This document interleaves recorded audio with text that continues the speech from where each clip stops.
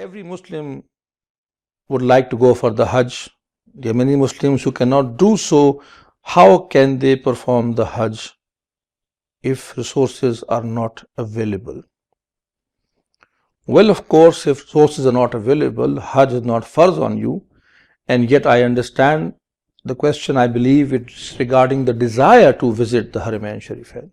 And that is a desire of perhaps every Muslim at least once in their lifetime.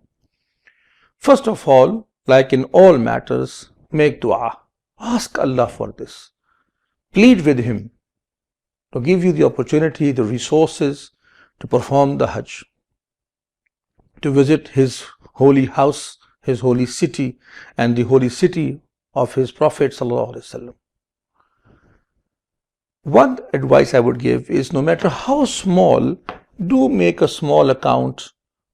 Start collecting some money. No matter how small, start your own account and ask Allah to give you barakah in that, to give you blessing in that.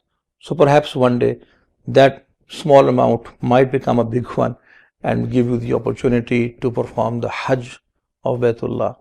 May Allah make the Hajj easy for you and make Allah accept this Hajj from you.